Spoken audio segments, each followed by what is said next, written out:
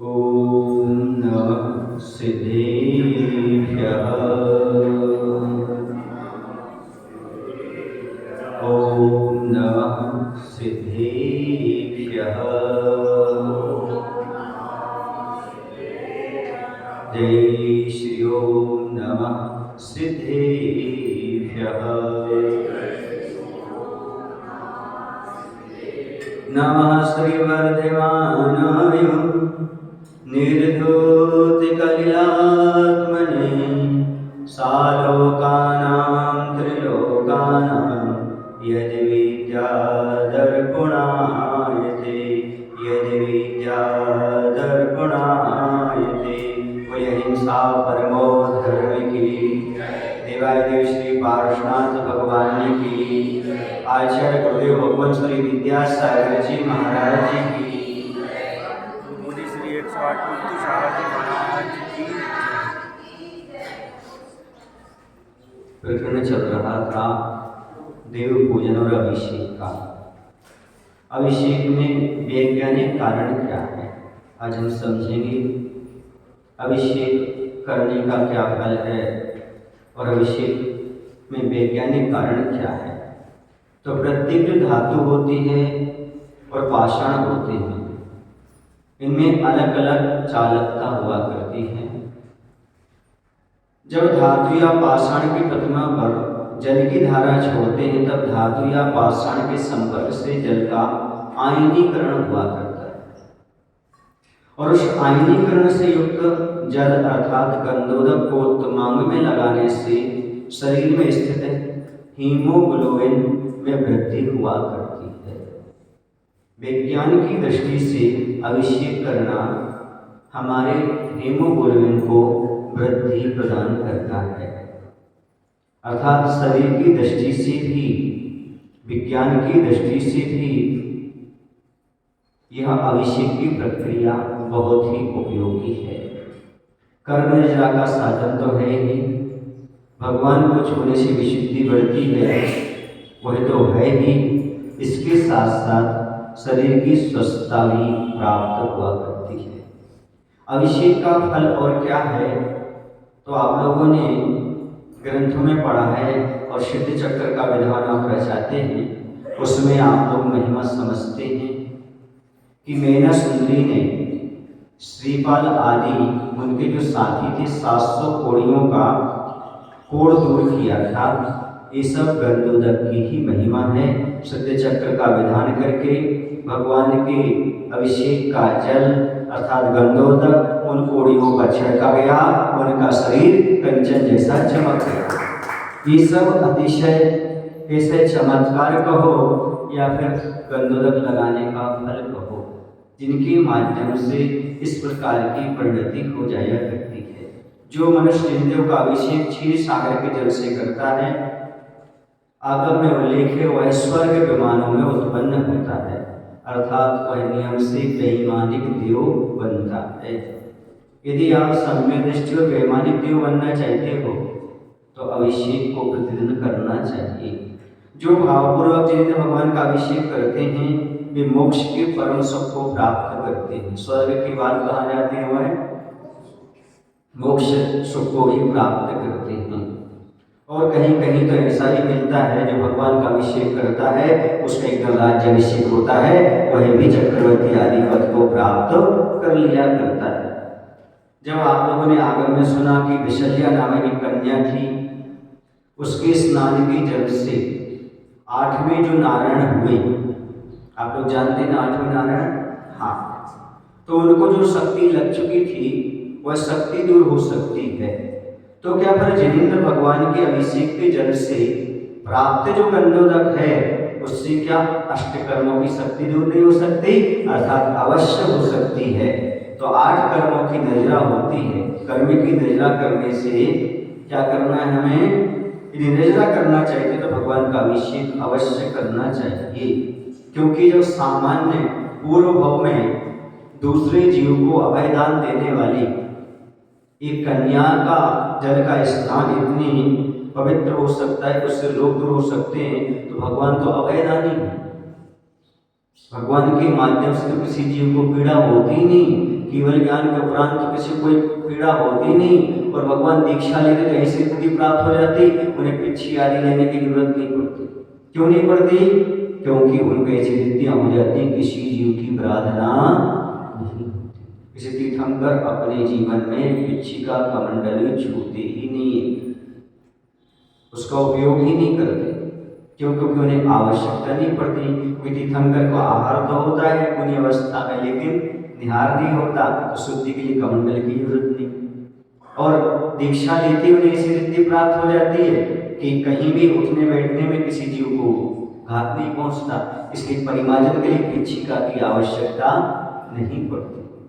तो इस प्रकार से ऐसे महान अभयदानी भगवान हैं, तो उनकी प्रतिमा का अभिषेक से रोग शोक सब दूर होते हैं। बस दिल में श्रद्धा चाहिए। क्या चाहिए? श्रद्धा होना चाहिए। यदि हमारे पास श्रद्धा है तो सब कुछ काम होते हैं। मेनासुर जी को श्रद्धा थी, उसने एक का नहीं 700 कोड़ियों का कुष्ठ रोग दूर किया था सिद्ध चक्र की भक्ति करते। कहते हैं जीवन में हमेशा सिद्ध चक्र विधान अवश्य करना चाहिए। कुछ करो या ना करो, जीवन में एक बार सिद्ध चक्र विधान अवश्य करना चाहिए। सिद्धों की आराधना करने से कर्मों की निर्जरा अच्छी तरह से होती है और रोग शोक आदि समाप्त होते हैं, और जो घर परिवार में अशांति कलह रहती है वह भी समाप्त होती चली जाती है। इसलिए सिद्धों की आराधना करना चाहिए, भगवान का अभिषेक करना चाहिए। आप लोग गंधोदक लेते हो, लेकिन मैं उन्हें सौभाग्यशाली नहीं मानता उन साविकाओं को या उन सावकों को जो गंधोदक लेते हैं, बल्कि हम उन साविकाओं को धन्य मानते हैं जो साविकाएं अपने पति के हाथ से गंधोदक लेती हैं। आप भगवान का अभिषेक करिएगा और हमें गंधोदक दीजिएगा, ये सबसे बड़ी बात है। क्यों? जब आपके परिवार के सदस्य स्वस्थ हैं तो उनके माध्यम से आप गंधोदक क्यों नहीं लेना चाहिए? दूसरे से क्यों ले रहे हो? आप अपने सौभाग्य को क्यों पीछे ले जा रहे हो?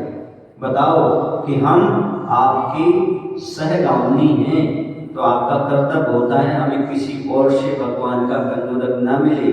हम चाहते हैं आपसे ही हमें गंधोदक प्राप्त हो। ये सौभाग्यवती महिलाओं को मिलता है, ये सौभाग्य हर किसी को नहीं मिलता। पति तो भाग्य से मिलता है, पर अभिषेक और पूजन करने वाला पति सौभाग्य से प्राप्त होता है। तो उसी के हाथ से गंधोदक लेना चाहिए। पूरे परिवार के सदस्य अभिषेक करें, अच्छी बात है। नहीं करते तो कम से कम परिवार के सदस्य को अभिषेक करना चाहिए, और वह करके पूरे परिवार को गंधोदक आदि दे, जिससे अपने परिवार में सुख समृद्धि बढ़े, रोग शोक समाप्त होते चले जाएं। आखिरकार ये गंधोदक बंधनीय क्यों है?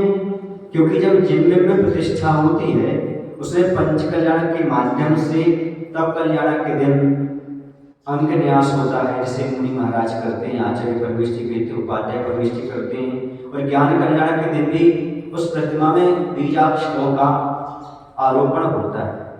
बहुत सारे मंत्र आदि विद्या आदि वहाँ पर विधि संपन्न होती है। तो उस प्रतिमा में मंत्रों का आरोपण दिगंबर मुनि के द्वारा किया जाता है। तो जलाभिषेक की धारा से जो प्रतिमा पर जल गिरता है, उन मंत्रों अभिषेक के समय उच्चारित मंत्रों का प्रभाव जल में आ जाता है, वह मंत्र जल हो जाता है। पहले तो प्रतिमा मंत्र है, उसमें आरोपण है सब चीज का वह, और जो आप अभिषेक कर रहे हो उस समय मंत्र उच्चारण करते हुए करते हैं, तो उन सब की भावनाएं उसमें वह मंत्र आदि का प्रभाव उसमें आता है। इसलिए वह गंधोदक हमारे लिए वंदनीय हो जाया करता है। इसके माध्यम से लोग शोक आदि समाप्त हो जाते हैं। ये पानी का प्रभाव, जैसे आपका पानी है, लेकिन यदि उसको सोना और चांदी धातुओं के साथ उबाला जाए तो उसके तासुर और गुण बदल जाते हैं। ऐसी मंत्रों के प्रभाव से, जल तो जल है, लेकिन मंत्रों के प्रभाव से उसमें बहुत सारा परिवर्तन आ जाया करता है। इसलिए जैसा मंत्र काम करता है वैसे भगवान का गंधोदक काम करता है। इसलिए उत्तमांग में गंधोदक लगाना चाहिए। पहले के लोग गंधोदक लगा करके ही अपने दैनिक कार्यों में लगते थे, भोग के कार्यों में। जब तक भगवान का अभिषेक पूजन ना कर लें तब तक वह भोग के कार्यों में कभी नहीं लगा करते थे। इसलिए अभिषेक का बड़ा महत्व है। अब एक अंग हो गया अभिषेक, अब दूसरा अंग पूजन का है आवाहन, तीसरा है स्थापन और चौथा है संनिधिकरण।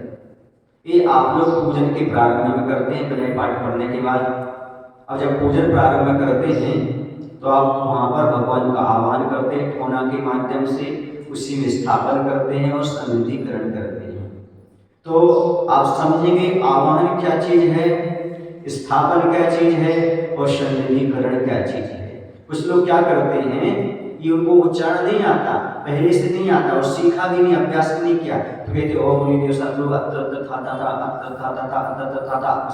कह करके और तीनों करके निपटा देते हैं। उन्हें समझना है, ऐसा नहीं बोलना उनकी। आवाहन अलग चीज है, स्थापन अलग चीज है और संनिधिकरण अलग चीज है। इनके अर्थ समझो। आवाहन किसे कहते हैं?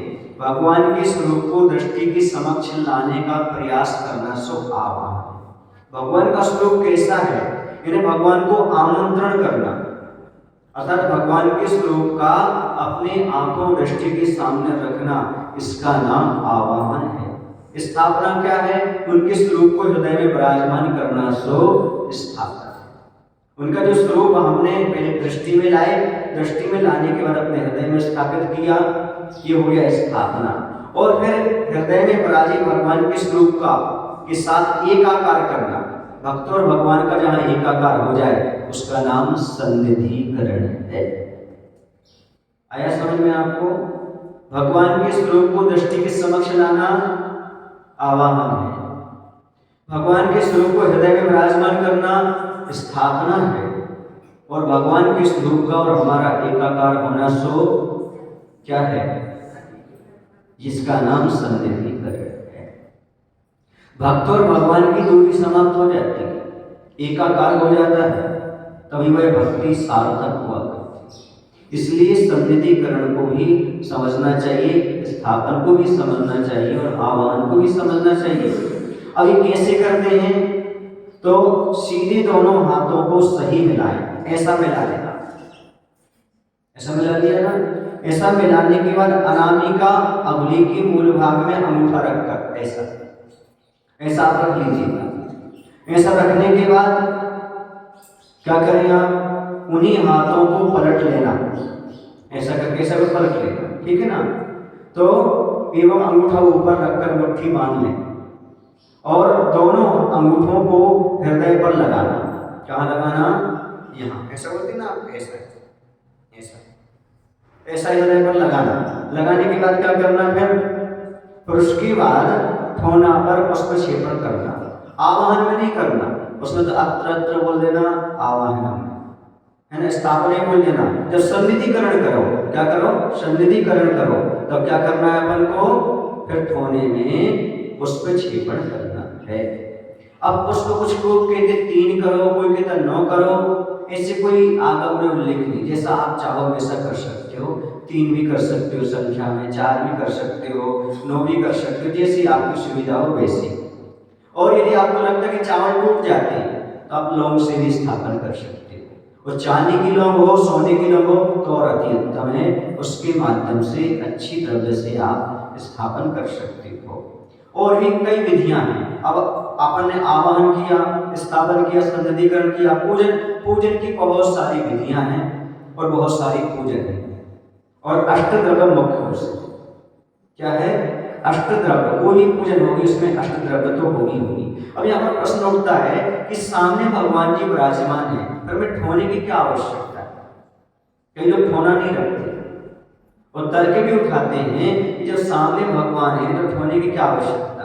पर मैं प्रश्न आपके सामने रखना चाहता हूं, क्या आपका मन स्थिर रहता है भगवान के सामने?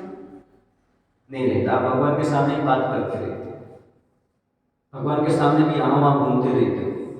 यदि ठोना रख लोगे तो आपके लिए संकल्प हो जाएगा, संकल्प से बन जाएंगे आप कि मैंने ठोना रखा है, जब तक ये ठोना है तब तक मुझे किसी से बात नहीं करना और इस स्थान से हमें दूसरी जगह नहीं जाना। तो ये संकल्प कराता है। पूजा का संकल्प किया है, उसको पूर्ण करने के लिए जब तक पूजा पूर्ण नहीं हो जाती, विसर्जन नहीं हो जाता, तब तक नहीं उठेंगे। अर्थात ठोना पूजा के संकल्प को याद दिलाता रहता है। ये हमारे लिए याद दिलाता है कि हमने संकल्प किया है, जब तक पूजन पूर्ण नहीं हो जाएगी तब तक इस स्थान को नहीं छोड़ेंगे, किसी से बात नहीं करेंगे, अन्य कोई विकल्प मन में नहीं लाएंगे। दूसरी चीज ये है, कभी पावर हाउस से सीधी बिजली नहीं ली जाती, बीच में क्या आता है, बोलो क्या आता है उसके बीच में, ट्रांसफार्मर आता है, नहीं है समझ। तो उसी प्रकार से उच्च शक्ति से निम्न शक्ति में परिवर्तित हो जाती है। ऐसे ही भगवान से संबंध जोड़ना है तो ठोना को माध्यम बनाना है, ठोना याद दिलाने के लिए कि हमने भगवान से संबंध स्थापित किया है। तीसरी बात हम ये भी बता सकते हैं कि सामने पार्श्वनाथ भगवान है और आपको 24 पूजन करना है, तो आह्वान करिए 24 भगवान को। आह्वान का अर्थ है दृष्टि में लाना, दृष्टि के समक्ष करना। स्थापन का अर्थ है हृदय में विराजमान करना और समृद्धिकरण का एकाकार करना। अब मान लो एक ही प्रतिमा है उस मंदिर में, या फिर मूल लायक कोई और है, आपकी दृष्टि किसी और भगवान पर जा रही है, आपको और भगवान की पूजन करना है, इसलिए भी ठोने की आवश्यकता पड़ती है। कई लोग कहते हैं उस ठोने में पानी डालना चाहिए कि नहीं डालना चाहिए, ठोने से गंधोदक लेना चाहिए कि नहीं लेना चाहिए। इस बात को एक बार आचार्य जी से कहा गया, तो आचार्य ने कहा ठोने में जो पानी है आप विसर्जन करते हैं, यदि आप आशिका लेते हैं, गंधोदक लेते हैं, आशिका माने आशीर्वाद लेते हैं, इसमें कोई बाधा नहीं है, क्योंकि बात श्रद्धा की है, भक्ति की है। यदि आपकी श्रद्धा है तो लौंग जो पड़ी हुई है, चावल पड़ा, उसका पानी भी गंधोदक बन जाएगा। ये सब श्रद्धा का चमत्कार होता है। और श्रद्धा नहीं है तो गंधोदक भी आपके लिए कोई मायना रखने वाला नहीं, इसलिए आशिका लेने में कोई बाधा नहीं, नहीं लेते तो भी बाधा नहीं, तो ले लेते कोई बाधा नहीं। आचार्य ने कहा कि जैसे पहले के जमाने में वो शिखर जी जाया करते थे, तो शिखर जी से लौट करके आते थे तो लोग उन्हीं की पैर छू लेते जो शिखर जी से आते थे। इसका अर्थ ये नहीं कि वो पूजनीय हो गए, नहीं, वो ऐसे पवित्र स्थान से लौट कर आए हैं, इसलिए उसकी याद दिलाने के लिए स्मृति स्वरूप उनके पैर छू गए। इसी प्रकार से ठोना का गंधोदक लेने में कोई बाधा नहीं होती। समझ में आ रहा आपको कि नहीं? श्री जिनवर जी की आशिका, आशिका का नजर उतारना नहीं होता, आशिका का नमस्कार करना होता है और आशीर्वाद लेना होता है। आप लोग क्या उतारते हो, ऐसा ऐसा करते रहते हो, ऐसा ऐसा करने का नहीं है। उसमें तो मात्र भगवान को नमोस्तु करिएगा कवासन से और आशीर्वाद लीजिएगा। आशिका मतलब आशीर्वाद लेने का वहां पर उद्देश्य रहता है। और कोई परंपरा चल रही है, चलते चले आ रहे हैं, लोग करते चले आ रहे हैं, तो हम भी करते चले आ रहे हैं। पर एक बात ध्यान रखना, भक्ति के बिना कोई भक्त नहीं होता और शक्ति के बिना कोई कर्म नहीं होता। भक्ति के बिना कोई भक्त नहीं होता और शक्ति के बिना कोई कर्म नहीं होता। परंपरा के निर्वाह को धर्म मानने वालों, विवेक के बिना कभी धर्म नहीं होता, विवेक के बिना कभी धर्म नहीं होता। विवेक होना चाहिए, प्रत्येक क्रिया में विवेक हो तब काम आता है। तो विवेक के साथ क्रिया की जाती है, वो अपने आप में महत्वपूर्ण है। प्रत्येक क्रिया को विवेक पूर्ण करना चाहिए, देखा देखी नहीं करना चाहिए। कभी कभी कुछ परंपराएं अच्छी होती हैं, उन्हें नहीं मिटाना चाहिए, और कुछ परंपराएं ऐसी होती हैं जो लॉजिकल ठीक नहीं है, आत्मसम्मत नहीं है, उन्हें मिटाने में कोई दोष नहीं लगता। नहीं, वो तो परंपरा से चला आ रहा है, दोष लगेगा, ऐसा नहीं है। समझ गए आप लोग कि नहीं? हाँ, यदि गुरु लोग बताते हैं, यदि आगम में पढ़ने को अच्छा मिलता है तो सुधार कर सकते हैं। अब ठोना में क्या बनाना चाहिए, प्रश्न उठता है। ठोना में कुछ लोग ओम बना लेते हैं, कुछ लोग श्री लिख लेते हैं, नहीं लिखना चाहिए। बीज अक्षर अगर आप मिटाते हो उसमें पानी डाल करके या अलग करते हो तो ओम नहीं बनाना चाहिए, बीज अक्षर है। कभी श्री नहीं लिखना चाहिए, मात्र स्वास्तिक बनाना चाहिए या अष्ट पंखुड़ी वाला कमल बनाना चाहिए। स्वास्तिक बना सकते हो, वो सबसे अच्छा अष्ट पंखुड़ी का कमल बनाओ, क्योंकि भगवान किस पर विराजमान होते हैं, कमल आसन पर विराजमान हुआ करते हैं। तो सबसे अच्छा है अष्ट पंखुड़ी का कमल बना लेना चाहिए ठोना में। बाकी और कोई बीजाक्षर नहीं लिखना चाहिए। पूजन में अष्टद्रव्य क्यों चढ़ाते हैं एवं वह हमें क्या संदेश देते हैं, तो देखिएगा जो अष्टद्रव्य होते हैं वह अष्ट कर्मों के प्रतीक भी हो सकते हैं।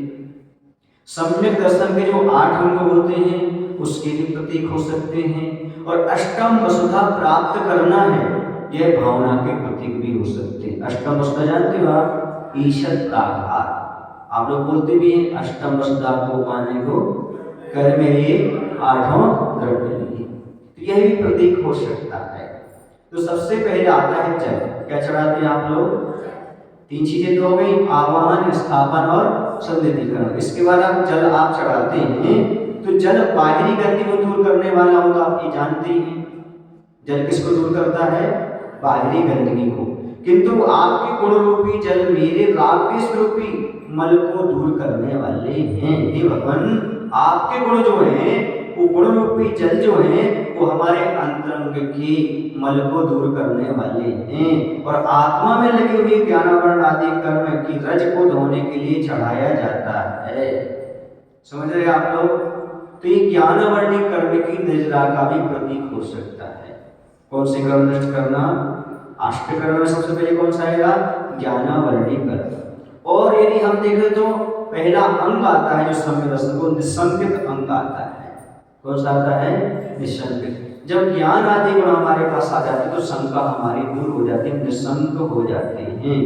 जल हमें यह संदेश देता है कि हम उसकी तरह सभी के साथ घुल मिल करके जीना सीखें एवं जल की तरह तरल और निर्मल होना सीखें। ये हमारे लिए शिक्षा देती है कि हम जहाँ भी रहें, जैसे भी रहें, समाज में रहें, परिवार में रहें, घुल मिल करके रहें। आप लोग पूजन करते होंगे, जल चढ़ाते होंगे, तो कभी विचार ही नहीं किया होगा कि जल का रंग कैसा, जैसा संग वैसा रंग, वैसे हमें सबसे घुल मिल करके रहना चाहिए। पानी सब में घुल मिल करके रहता है, तो जल बताता है हमें आपस में हिल मिल करके रहना चाहिए, कभी हमें अहंकार नहीं दिखाना चाहिए। हाँ, ये बात अलग है, तेल और घी कभी नहीं मिल सकता, किसमें? पानी में। सुने आप लोग? लेकिन पानी सब में मिल सकता है और सबको अपने मिलाने का प्रयास भी करता है। इसलिए हमें सभी से हिल मिल करके रहना, तभी हमारे आत्मा में निर्मलता आएगी। यदि राग द्वेष करेंगे हम तो हमारी आत्मा कभी निर्मल नहीं हो सकती। और जल जो प्रतीक है वह निर्मलता का प्रतीक है, जल ज्ञान का भी प्रतीक है। जैसे जल के माध्यम से हमारे शरीर आदि कपड़े आदि पवित्र होते हैं, वैसे ज्ञान के माध्यम से हमारी आत्मा पवित्र हुआ करती है।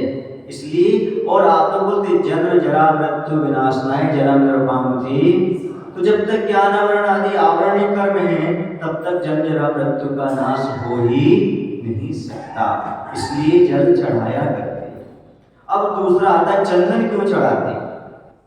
तो दूसरा कर्म कौन सा है? दर्शनावरण कर्म। इस चंदन से तो तात्कालिक शांति होती है, किंतु हे भगवान आपकी अमृत वाणी शारीरिक और मानसिक दाय को सदा सदा के लिए नष्ट कर देती है। ये बहुत बड़ी बात है। शीतलता प्राप्त होती है, और जब तक मिथ्यात्व रहेगा तब तक शीतलता मिलने वाली नहीं है। और भगवान की वाणी सुनने से मिथ्यात्व टल जाता है, अर्थात दर्शनावरणी कर्म नष्ट होता है। ये हमारे चंदन बता रहा है कि दर्शनावरणी कर्म मिथ्यात्व जब तक रहेगा तब तक हमें शीतलता मिलने वाली नहीं है। भगवान की अमृत वाणी सुनेंगी तभी हमें शीतलता प्राप्त होगी, अर्थात भगवान की वाणी जिनवाणी का पान करने से हमारे जीवन में मिथ्यात्व समाप्त होगा। आजकल क्या करने लगे लोग? चंदन की जगह बहुत सी चीजें उपयोग करने लगे। कुछ लोग क्या करते हैं? हार श्रृंगार के फूल भी उपयोग करते हैं, वो नहीं करना चाहिए। उसमें अधिक जीव हिंसा होती है, चाहे वो फूल सूखा हो चाहे कैसा भी हो। कभी भी केसर के रूप में आप लोग चंदन के साथ क्या नहीं घिसना?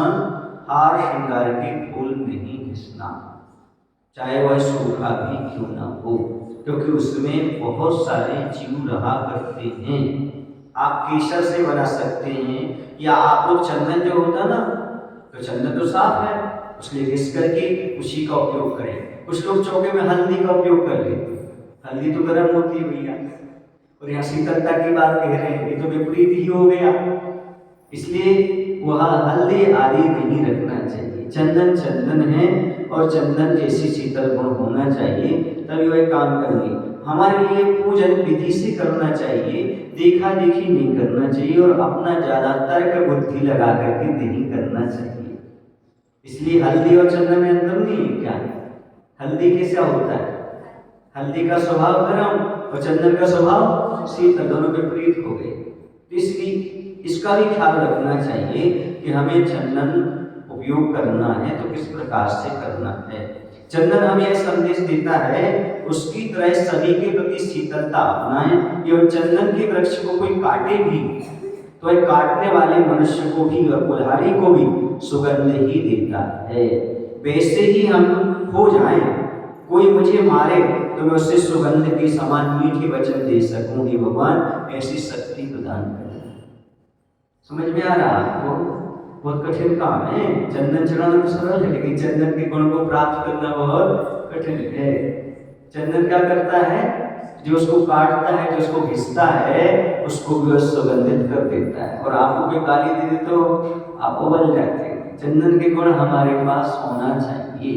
इसलिए हम भगवान आपके चरणों में चंदन चढ़ा रहे हैं, इसके गुण हमारे पास आ जाएं, ताकि हम भी कष्ट दिए जाने पर भी हम दूसरे को मिष्ट वचन ही बोलें, कभी कष्ट ना दें। ऐसे भाव उत्पन्न हो पूजन करते समय, तभी पूजन का अलग फल होता है।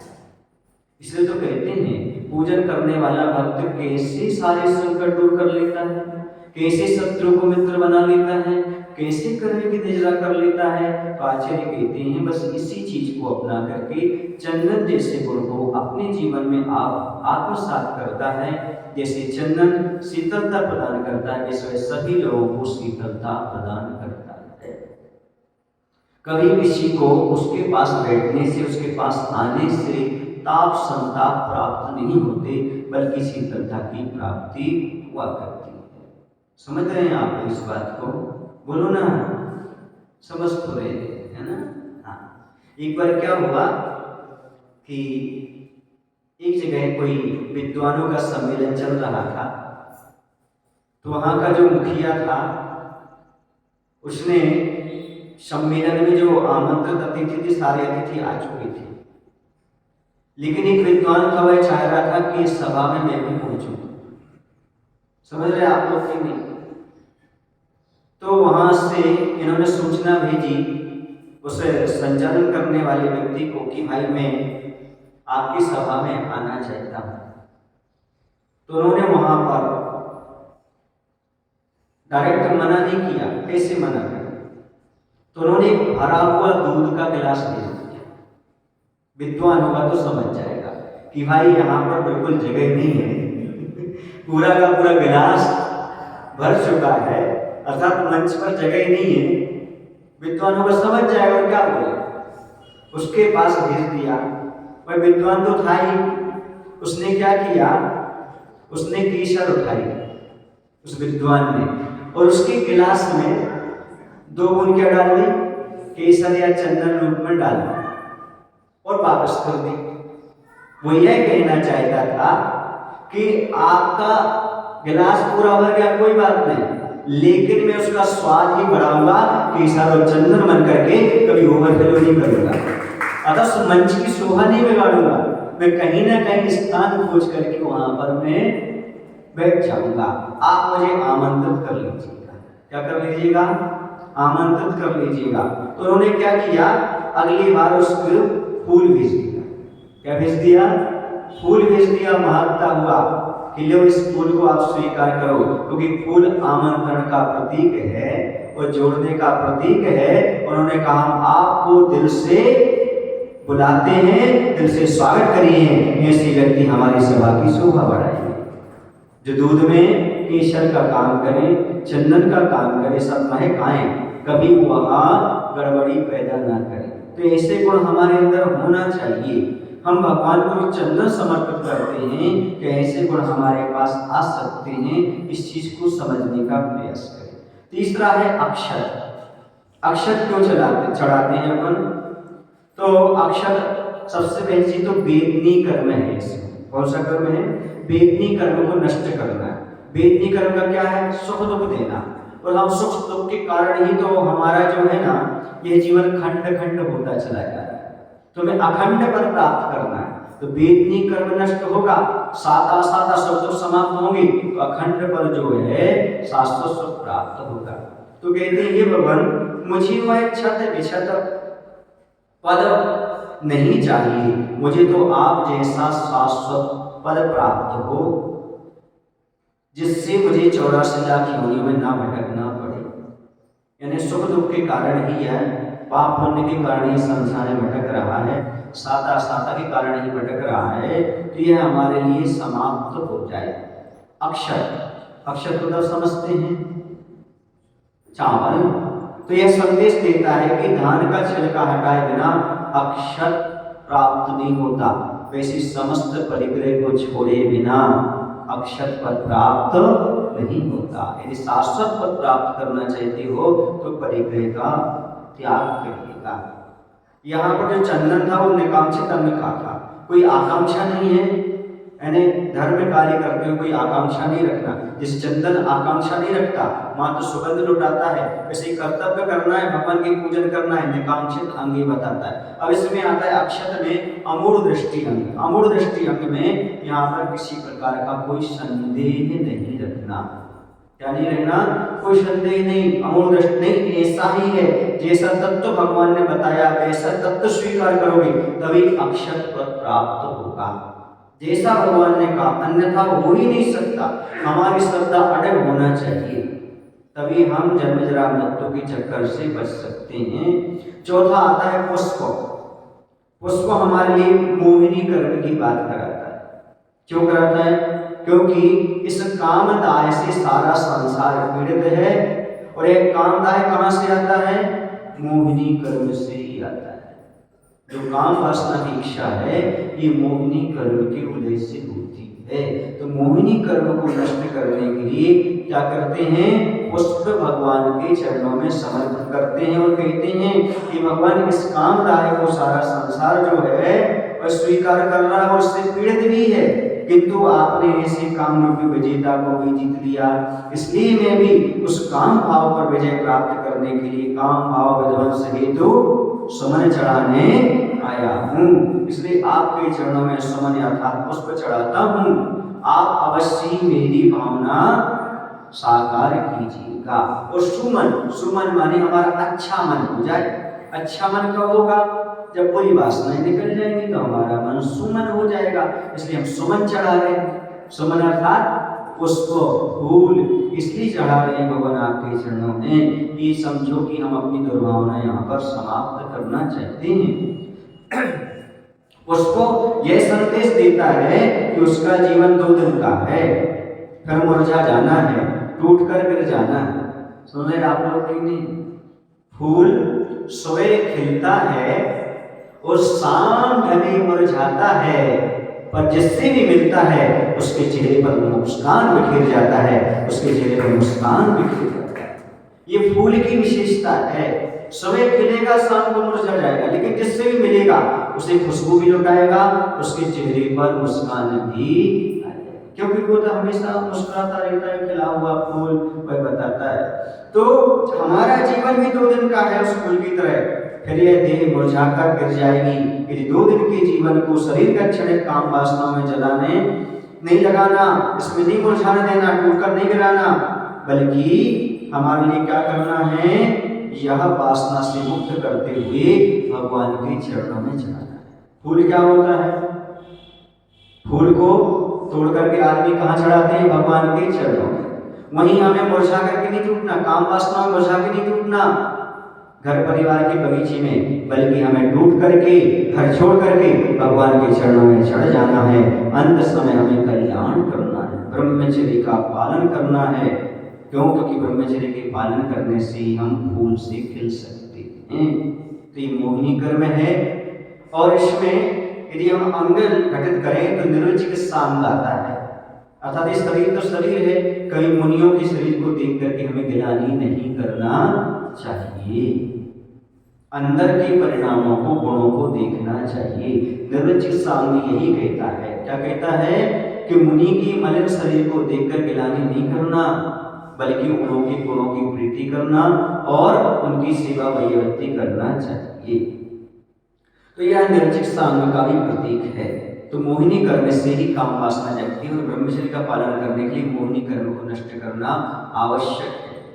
अगला आता है आपका 5वां है नैवेद्य। नैवेद्य तो आप अच्छी तरह से जानते हैं, क्षुधारोग के नाश के लिए अर्थात आयु कर्म।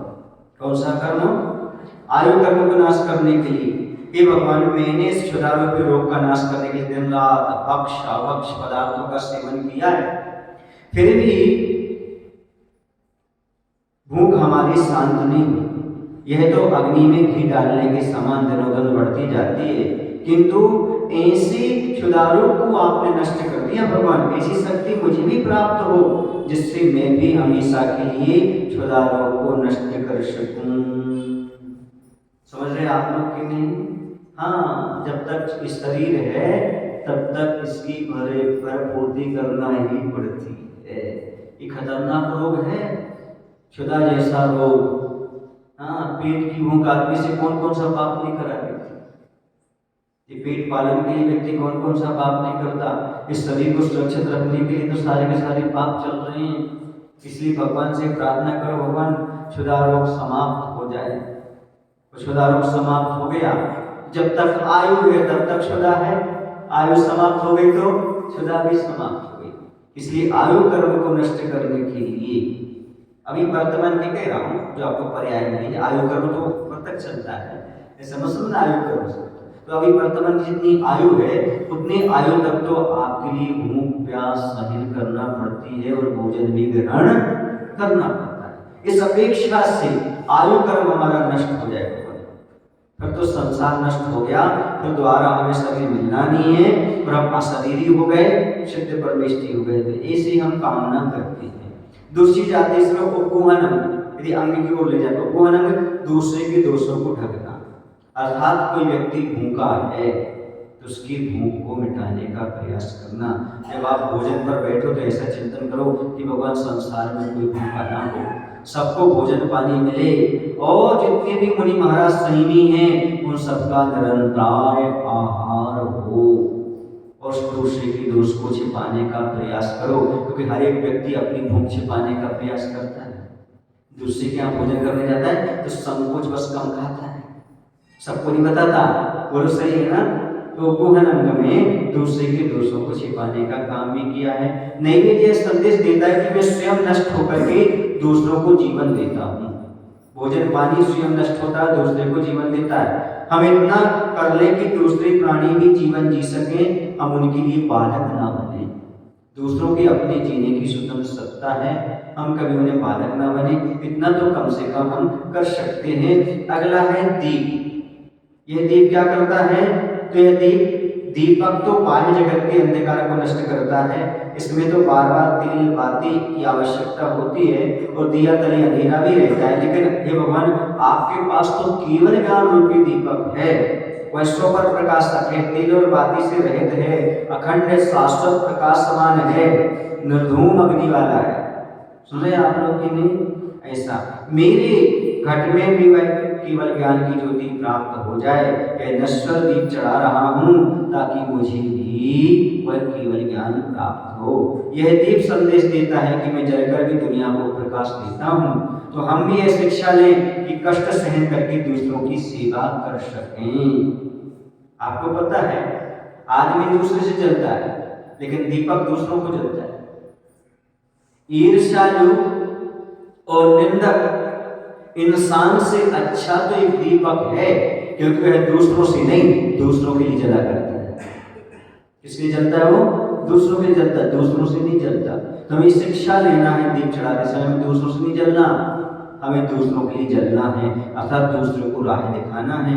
हम किसी को रास्ते से भटकाएं ना, दूसरे को अच्छी रास्ता दिखाएं कि हमारे लिए प्रतीक है। और नामकरण तो हमने पहले बता ही दिया। और इसका स्थितिकरण अंग भी है। स्थितिकरण अंग क्या है? स्वयं हम मार्ग पर चल रहे हैं और कोई रास्ते में गिर जाता है तो उसे उठा करके चलना। वैसे दीपक के माध्यम से हम इसे रास्ता तय करते हैं। मैंने अपने जीवन में एक अनुभव पाया और देखा कि अंधेरे में जब मैं दीपक लेकर के चल रहा था तो मुझे लगा कि मैं दीपक को साथ लेकर के चल रहा हूं, लेकिन उस समय मुझे मालूम पड़ा जब दीपक बुझा कि मैं इसे लेकर नहीं चल रहा था, वो मुझे लेकर चल रहा था। तभी तो उसके बुझने पर मैं ये कदम नहीं चल सका। ये भ्रम है हमारा कि हम दूसरे को लेकर के चल रहे हैं। वास्तव में ये हम दीपक को लेकर चल रहे हैं।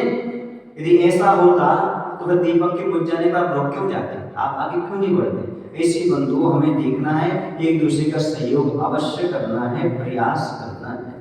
अब धूप धूप क्यों चढ़ाते हैं, तो इसमें कर्म आता है, तो गोत्र कर्म आता है। धूप जो होती है वो सबको सुगंध देती है, नीच ऊंच का भेद नहीं करती, गरीब और अमीर का भेद नहीं, जाति का भेद नहीं, पंथ का भेद नहीं, छोटे बड़े का भेद नहीं, क्योंकि गोत्र कर्म में भेद पड़ता है, उच्च गोत्र और नीच गोत्र। इस गोत्र को नष्ट करने के लिए, गोत्र कर्म को नष्ट करने के लिए धूप चढ़ाते हैं। यह धूप तो भगवान बाह्य जगत के वातावरण को स्वच्छ करती है, परंतु प्रभु आपने तो अष्टकर्मों की धूप को ही नष्ट कर दिया। मेरे भी अष्टकर्म नष्ट हो जाए, मुझे भी वह अष्टकर्मों से रहित अवस्था प्राप्त हो जाए, इसलिए मैं धूप चढ़ाता हूँ।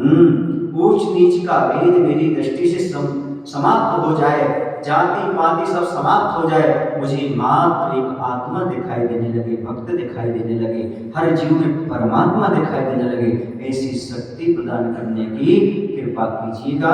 इसलिए हम क्या चढ़ाते हैं भैया, धूप चढ़ाते हैं, क्योंकि धूप से यह संदेश ले सकते हैं कि अमीर गरीब और छोटे बड़े का कोई भेद किए बिना ही वह समान रूप से सबको सुगंध पहुंचाती है।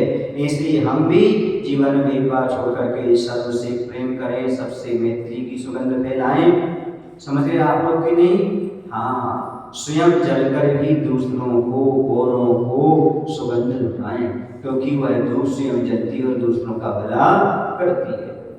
अब अंतिम है फल। फल क्यों चढ़ाते हैं, तो अंतराय कर्म को नष्ट करने के लिए। यहाँ पर एक अंग रह गया शायद, है ना, वात्सल्य। कौन सा अंग? हाँ, धूप क्यों चढ़ाते हैं, गोत्र कर्म को नष्ट करने के लिए और वात्सल्य के लिए। वात्सल्य क्या करता है, जिससे वात्सल्य का अर्थ है मायाचारी से रहित होकर के साधर्मी से प्रेम करना, सब पर प्रेम लुटाना। जैसे धूप के माध्यम से सबको सुगंधी मिलती है, वैसे हमारे माध्यम से सभी को प्रेम मिलना चाहिए। मैत्री भाव जगत में मेरा सब जीवों से हित रहे। ये प्रेम और वात्सल्य सभी साधर्मी के प्रति हो जाना चाहिए। ये धूप से शिक्षा लेना वात्सल्य। अब आता फल। फल अंतराय कर्म को नष्ट करने के लिए, और इसमें अंग आएगा प्रभावना।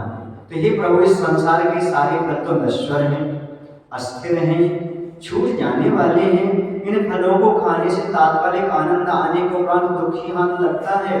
मुझे तो शाश्वत मोक्ष रूपी फल प्राप्त हो जाए, इसलिए मैं आपके चरणों में फल चढ़ा रहा हूँ। फल यह संदेश देता है कि सांसारिक फल की आकांक्षाएं व्यर्थ हैं, क्योंकि वे तो कर्माश्रित हैं। इस संसार के जो कुछ भी फल हैं वो सब कर्माश्रित हैं। अच्छे कर्म का अच्छा और बुरे कर्म का बुरा फल मिलता है। ध्यान रहे, फल कभी भी फल नहीं चाहता, यह कर्तव्य करता है। वृक्ष कभी कुछ नहीं चाहता, वो तो फल लौटाता है। हम भी कोई कार्य करें तो कर्तव्य समझ कर करें, फल की इच्छा ना करें। और कभी भी हम किसी को अंतराय ना बने। किसी को कोई फल प्राप्त हो रहा है, सम्मान धन आदि, तो उसकी प्राप्ति में बाधक न बने, अंतराय कर्म को नष्ट करने का। और एक बात आपको बताएं, जैसे फल बदले में कुछ नहीं चाहता, वृक्ष कुछ नहीं चाहता, लौटाना है फल, वैसे ही हम कर्तव्य करेंगे, समाज के लिए कुछ नहीं चाहेंगे, धर्म की प्रभावना अपने आप हो जाएगी। और ये प्रभावना अंग का प्रतीक है। जो फल की इच्छा नहीं रखता संसार फल की, वो धर्म करता है, उससे हमेशा धर्म की प्रभावना होती चली जाती है। तो ये सब है, कर्मों की बाधा आ रही हमारे लिए, ये कर्मों की बाधा टालने के लिए फल चढ़ा रहे हैं। इसके बाद आता है अर्घ। उस अनर्घ पद के सामने इस अर्घ का क्या मूल्य है, फिर भी भक्ति प्रसाद में उस अनर्घ पद को प्राप्त करने के लिए अर्घ चढ़ा दूं। अर्घ का अर्थ होता है मूल्यवान। अर्घ का अर्थ क्या होता है? मूल्यवान। और अनर्घ का अर्थ होता है अमूल्य। ये मूल्यवान वस्तु चढ़ा रहा।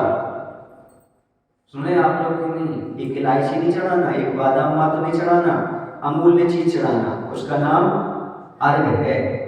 ऐसा नहीं थोड़े से चावल रख लिए और एक आध लौंग हो गई, एक चटक हो गई और बस अर्घ हो गया, नहीं। मूल्यवान वस्तु, आठों द्रव्य तो हों कम से कम और मूल्यवान हों, तभी वह अर्घ्य कहलाता है। आपका द्रव्य कितना रहता है अर्घ्य का? मूल्यवान सा लगता है वो, एक चिड़िया का पेट भी नहीं भर पाता, कभी तो देश अर्घ्य चढ़ा देते हैं लोग। तो मूल्यवान वस्तु है, अर्घ्य का एक अर्घ्य होता है, एक महत्व होता है, मूल्यवान वस्तु होना चाहिए। वह अर्घ्य के रूप में मोती चढ़ाया करते थे, गज मोती आदि, रत्न आदि ऐसे। तो ये सब मूल्यवान वस्तु चढ़ाना अर्घ्य है। और क्या प्राप्त करना? अनर्घ्य पद प्राप्त करना है भगवान। और आठों द्रव्यों का जो मिश्रण है वो बता रहा है, हम सब एकता के साथ रहेंगे, एकता का संदेश देता है। भले हमारे विचार 8 हैं, 8 मोहल्ले में रहते हैं, हम 8 परिवार के हैं, लेकिन हम एकजुट होकर के धर्म की प्रभाव न करेंगे, ये अर्घ हमारे लिए बताता है। अलग अलग चढ़ रहे हैं प्रत्येक द्रव्य पर, इसके साथ एक होकर कर रहे हैं। हम पूजन अलग अलग करेंगे पर समाज में हम सब एक होकर के रहेंगे, ये प्रतीक माने जाते हैं। तो बड़े बड़े कार्य शीघ्र हो जाते हैं, किसके माध्यम से? एकता के माध्यम से। जय मान पंच परमेश्वरी 9 देवताओं की अष्टद्रव्य से पूजन के बाद विशेष भक्ति व श्रद्धा गुण हो, गुणों का पूर्ण स्मरण आ जाए इसमें, और गुणानुवाद करना, ये जयमाला कहलाती है। समझ रहे? जयमाला हमेशा खड़े होकर के पढ़ना चाहिए, क्योंकि आप लोग बोलते ना वरमाला, बैठ के होती, खड़े होके होती। आप लोग की वरमाला बैठ के होती, खड़े होके होती, बोलो ना, खड़े होकर के होती। तो जयमाला कैसे होना चाहिए? खड़े होकर के, कि स्थापन आह्वान संनिधिकरण भी खड़े होकर करना चाहिए, विनय पाठ भी खड़े होकर करना चाहिए, और पूजन भी करना चाहिए। यदि शक्ति नहीं तो बात अलग है, लेकिन बाद में यह जयमाला तो गुणों का स्मरण खड़े होकर करना चाहिए। अब अपन आगे कल समझेंगे कि अष्टद्रव्य हमें कैसे चढ़ाना चाहिए। इतना ही अभी पर्याप्त है। बोले महावीर भगवान की जय। आचार्य विद्यासागर जी महाराज की बोले, हे प्रभु, हम सभी सम्यक दर्शन के 8 अंग प्राप्त कर सके एवं 8 कर्मों को नष्ट कर सके, ऐसी पूजन पद्धति हमारे जीवन में घटित हो। नमस्कार। बोले संत शिरोमणि आचार्य विद्यासागर जी महाराज की जय। पूज्य महर्षि कुंथु सागर जी महाराज की जय।